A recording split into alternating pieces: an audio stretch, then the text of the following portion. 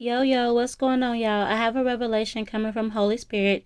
This revelation is coming from Psalms chapter 132, verses 11 through 18. It's entitled The Pact Between David and the Lord. The Lord swore to David a firm promise from which he will not withdraw. Your own offspring I will set up on your throne. If your sons keep my covenant and the decrees which I shall teach them, their sons too forever shall sit upon your throne. For the Lord has chosen Zion. He prefers her for his dwelling. Zion is my resting place forever. In her I will dwell, for I prefer her. I will bless her with abundant provision. Her poor I will fill with bread. Her priests I will clothe with salvation, and her faithful ones shall shout merrily for joy. In her will I make a horn to sprout forth David. In her will I make a horn to sprout forth for David. I will place a lamp for my anointed. His enemies I will clothe with shame, but upon him my crown shall shine. The Father is saying, He has made a promise to this man.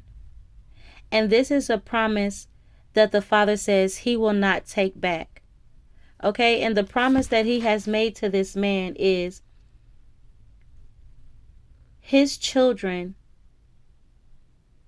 and his children's children and their children will sit up on the throne forever, as long as they follow and keep the commandments and the decrees that the Lord has taught them. One of the decrees that they have to keep is Zion. This is the woman who the Lord has chosen. This is a woman who the Lord prefers for this man to dwell with, to stay with, to be with forever. And not only does He want this man to follow this decree and be with the woman that He has chosen for him, but He also wants this man's sons and their sons and their sons and their sons to keep this same decree, to be with the woman that the Lord has chosen for them. And as long as they keep these statutes and decrees and whatever else the Lord teaches them, they shall sit up on the throne forever and ever. The Father says, Zion, this woman who He has chosen, this woman who He prefers for this man to dwell with, is His resting place. It will be a place where he can rest forever, a place where he can dwell, a place where the Lord prefers, a place that will be abundant with provision, a place that will not go without, a place that the Lord will provide for, a place that the Lord will save, a place that the Father is faithful to, a place that will provide happiness and joy.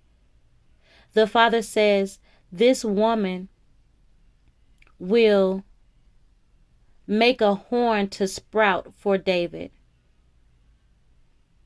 which means this woman is this man's calling. He is her calling and she is his calling. The Father says, I will place a lamp for my anointed. This is something that this man and this woman will be able to see, and that the world will be able to see. It is something that the Father is not going to hide from the world. This is the type of love that the Father wants everyone to see and to witness, because it's something that the Lord prefers. It's something that the Lord has chosen. It's something that the Father has brought together.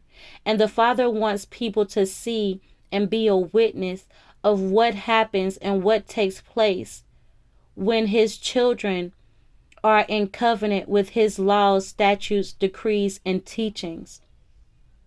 He wants you to see the type of love. He wants you to witness the type of love that he provides. The Father says your enemies will be clothed in shame, but a crown he will put upon your head. That's the message, y'all.